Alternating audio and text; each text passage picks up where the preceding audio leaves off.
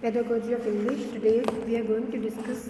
Last time last time जो हम लोगों ने बात की थी पोजीशन ऑफ इंग्लिश के बारे में अब बिफोर इंडिपेंडेंस. तो today's we are going to discuss about independence दौरान आफ्टर इंडिपेंडेंस क्या क्या सिचुएशंस रही, कैसी पोजीशन रही इंग्लिश की, एंड थोड़ा सा हम डिस्कस करेंगे एम्स क्या क्या है और हमारे ऑब्जेक्टिव्स क्या क्या है टीचिंग ऑफ इंग्लिश के. ठीक है जी. तो जैसा कि हम लोग जानते हैं पहले जो था बिफोर इंडिपेंडेंस जो है मीडियम ऑफ लैंग्वेज जो है वो इंग्लिश बन गया था, लेकिन इतनी ज़्यादा उसकी डेवलपमेंट नहीं हो पाई थी जितना हम हिंदी को यूज़ कर रहे थे. तो धीरे धीरे क्या हुआ, इसके अंदर चेंजेस आना स्टार्ट हो गया. जैसे ही हमें स्वतंत्रता प्राप्त हुई, या यूँ कहिए कि आफ्टर इंडिपेंडेंस जो है पोजीशन जो है इंग्लिश की वो चेंज हो गई. यूँ भी कह सकते हैं position of English after independence. ठीक है, क्या चेंजेस रहा उसके अंदर.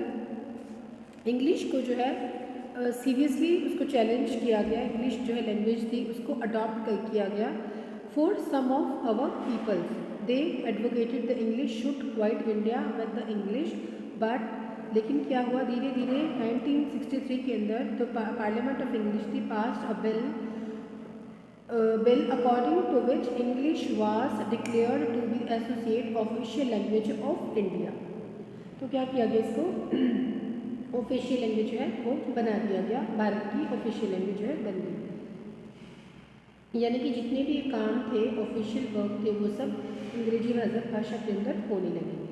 तो क्या हुआ, अकॉर्डिंग टू महात्मा गांधी ने क्या कहा, English is a language of international commerce.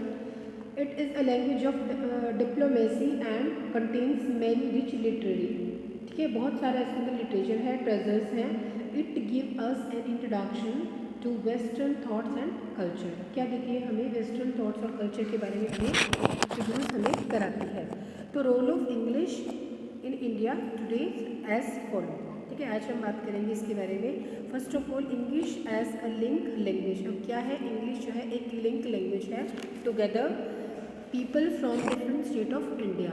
ठीक है, इसके बारे में मैं सिर्फ आपको ब्रीफली बताऊंगी कि आपको कौन कौन से पॉइंट्स मालूम होने चाहिए, ताकि उसको फिल आप खुद कर सकते हैं. थोड़ा सा ट्रांसलेशन करेंगे. तो क्या है, पीपल जो है डिफरेंट पार्ट्स में रहते हैं, उनकी अलग अलग लैंग्वेज है. तो जब एक कॉमन लैंग्वेज हो जाएगी तो क्या होगा, उनको आपस में सबका एक दूसरे के साथ लिंक हो जाएगा. तो क्या है, कम्युनिकेट ईच अदर आसानी से कर पाएंगे, एक दूसरे के साथ अच्छे से बातचीत कर पाएंगे, अपना मैसेज दूसरे को कन्वे कर पाएंगे और एक प्लेटफॉर्म मिल जाएगा उनको.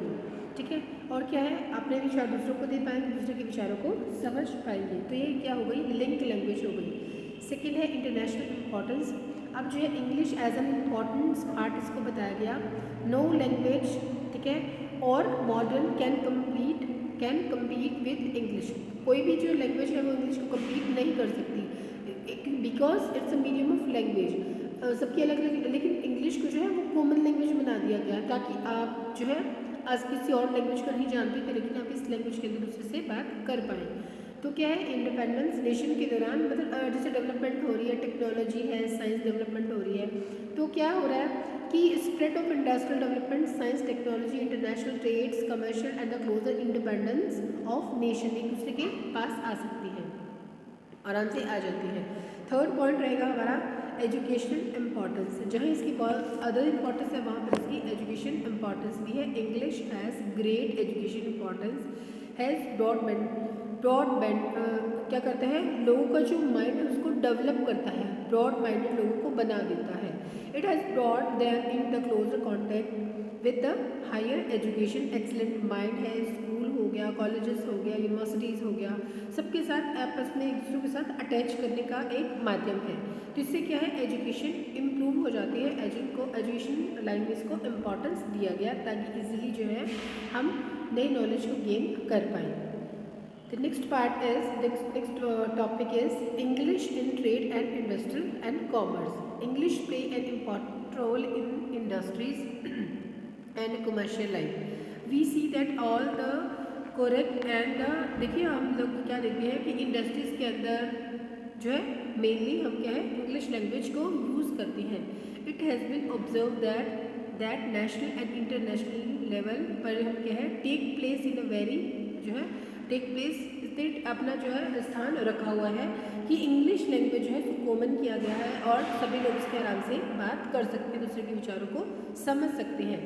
Efficiency and success is in this field really and chiefly और having sufficient knowledge of English. Accounts जो है, जितने भी वर्क्स हैं, जितने भी अकाउंट्स हैं, वो सारे के सारे जो है इंग्लिश लैंग्वेज के अंदर, भारतीय भाषा के अंदर पॉसिबल हो जाती है।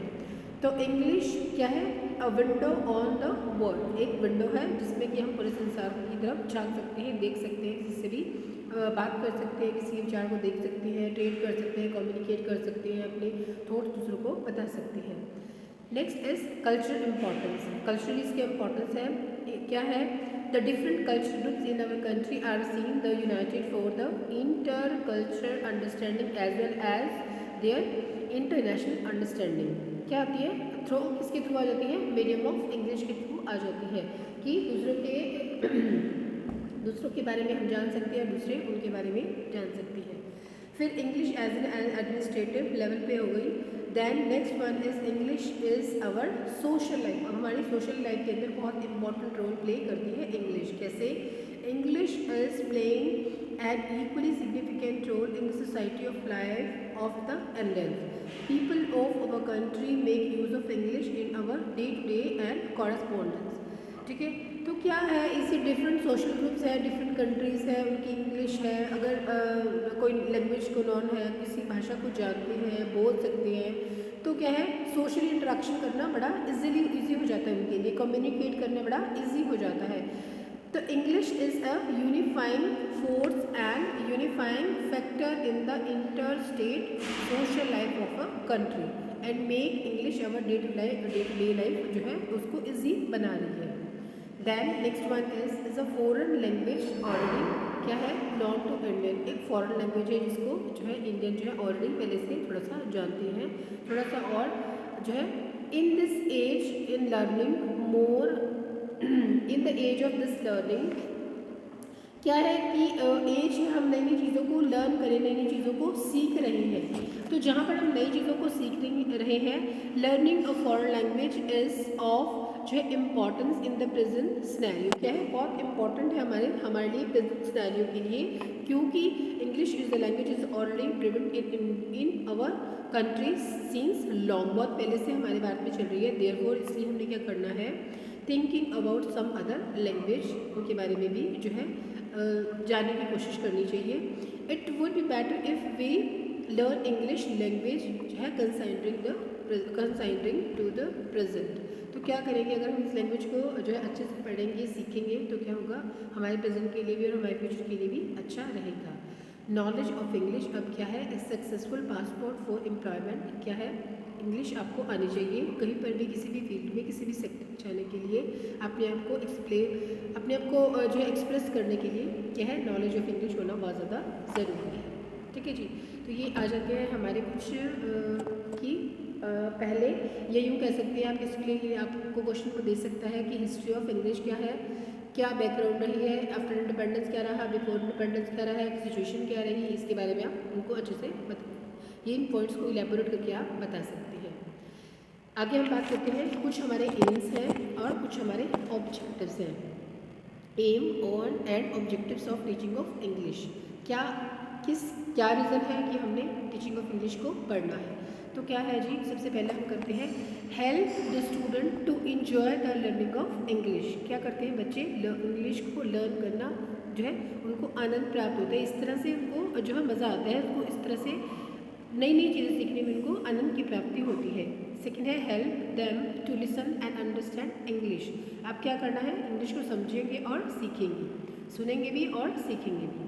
Next, help them to speak English with the teachers and with their classmates. Teacher को क्या करना चाहिए? बच्चों को इनकरेज करना चाहिए कि वो टीचर के साथ भी और क्लासमेट्स के साथ भी इंग्लिश लैंग्वेज के अंदर बात करें। Give them training in reading and understanding English and help them to write English. उनकी हेल्प करनी चाहिए कि वो नए नए वर्ड सीखें, अपनी वोकैबुलरी को बढ़ाएं, नई नई नॉलेज गेन करें और जो है जो उनके अंदर फियर है इस चीज़ का वो निकल जाए। Next one is develop study skill in student करना चाहिए and help them to read, understand and enjoy short poem in English. ठीक है। Help them to learn the element of English language such as sound, word, phrases and sentence structure etcetera. तो क्या है कि teachers को बच्चों को इन सब चीज़ों के बारे में, इन सब नई नई बातों के बारे में, न्यू नॉलेज के बारे में इनको बताना चाहिए और उनकी हेल्प करनी चाहिए। उनसे छोटे छोटे पॉइंट्स से जो है उनको रीड करने के लिए बोलना चाहिए, उनको बताना चाहिए मीनिंग्स क्या है, वर्ड्स क्या है, सेंटेंस क्या है, किस तरह से हम जो है सेंटेंस का जो स्ट्रक्चर फॉर्मेशन करते हैं किस तरह से, इसके बारे में टीचर जो है बच्चों को बताएं। फिर बात करते हैं aims of teaching in India. क्यों पढ़ना है हमने टीचिंग ऑफ इंग्लिश को? To enable the student to understand English well spoken, to enable them to speak English and to enable them to read English and to enable them to write English, ताकि वो read कर सके, right कर सके, English को अच्छे से जो है कर सके। फिर उसके बाद है number 1, thus the aim may also be classified. ठीक है, इसको हमने जो हमारे एम्स है उनको हमने क्लासिफाइड कर दिया, लिसनिंग में और साइलेंट रीडिंग में फॉर कम्प्रीहेंशन। बच्चों को क्या करना चाहिए?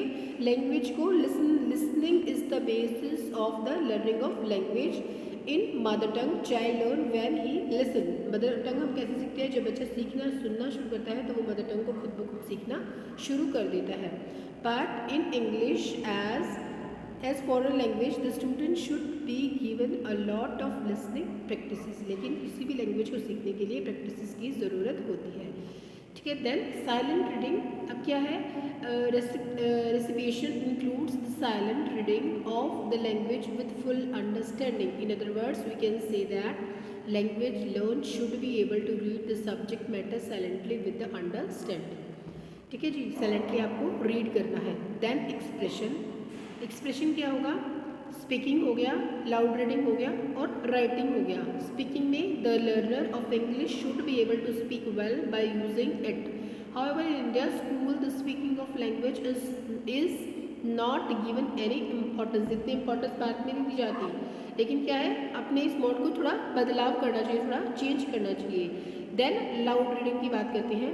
Loud reading is one of the most expression जो है मोड ऑफ एक्सप्रेशन। क्या है? एक मोड है, मतलब अपने आप को बताने का एक माध्यम है। Every learner should given training and how to read and the subject matter to the language loudly, किस तरह से उसको बोलना है। और देन राइटिंग के ऊपर थोड़ा सा बच्चों को स्ट्रेस देना चाहिए कि वो प्रॉपर राइट कर सके। Writing is another aim of teaching of English and it is though writing that a person express himself. No doubt writing every day is given sufficient importance in the school. ठीक है, तो क्या है कुछ किसी भी भाषा को सीखने के लिए, इंग्लिश भाषा को खासकर सीखने के लिए आपको जो है लिसनिंग, फिर then silent reading for comprehensions and then expression, then speaking, loud reading and writing, इन सब की प्रैक्टिस करना बहुत ज़्यादा ज़रूरी है ताकि आप जो है एक लैंग्वेज को अच्छे से सीख पाएँ। तो क्या रहेगा? जूनियर लेवल पर हम बच्चों के एम्स क्या निर्धारित करते हैं? Make simple sentence in English and he should be able to frame about sentence to express him through speech and writing. The second one is speak with proper pronunciation with the proper stress and intonation. ठीक है, then क्या करना है? Acquired reading करना है, उनके अंदर reading ability को एक्वायर करना है। Response to short question, acquiring vocabulary में उनकी हेल्प करनी है, नई नई नॉलेज को उनको गेन करने में उनकी हेल्प करनी है। यूज़ ऑफ लैंग्वेज करना है, understand English when spoken and use of English to response to call, request and greetings etcetera. तो इन सब चीज़ों के बारे में हम ये है जूनियर लेवल पर। सीनियर लेवल पर कि वो एबल हो सके इसको स्पीक करने की, speak English fluently and then he should think in English and speak कर सके, बोल सके एंड एक्वायर्ड वोकेबलरी, उनकी जो वोकेबलरी है उसमें चेंज आए, बढ़ोतरी हो, नए नए वर्ड सीख पाएँ, able to understand and to he should be able to compose freely and also able to read books and understand them and to use resource material easily. तो ये क्या है, इसमें क्या बताया गया कि किस तरह से बच्चे इन चीज़ों को सीख सकें और भाषा को जो है भाषा के बारे में जानकारी प्राप्त कर सकें। छोटे लेवल पर और जो है बड़े लेवल पर इंग्लिश को सिखाने के क्या क्या जो है क्यों सिखानी है बच्चों को इंग्लिश, इसके बारे में जो है देख सकें। फिर देन उसके बाद क्या है? ऑब्जेक्टिव्स है हमारे। ऑब्जेक्टिव जो है क्या रहेंगे? Objective express the specific purpose of curriculum, then they have immediate जो है इमीडिएट जो है इसको जो इसकी वैल्यू को जान सकें, टीचिंग की प्लानिंग कर सकें, देन अच्छे से मेज़र कर सकें स्वयं को, और जो है there is a limit time to achieve objectives, and objectives are specific and particular in nature and the content short term goals. छोटे छोटे ऑब्जेक्टिव्स को जब वो अटेन कर पाएंगे तभी वो अपने एम को अचीव कर पाएंगे। तो today's we have discuss this topic कि किस तरह से हमने बताना है कि इंग्लिश के बारे में फॉरेन पहले आफ्टर इंडिपेंडेंस कैसा रहा और बाद में कैसा रहा है, और कौन कौन से हमारे जो इस भाषा के एम्स रहेंगे और कौन कौन से उद्देश्य रहेंगे।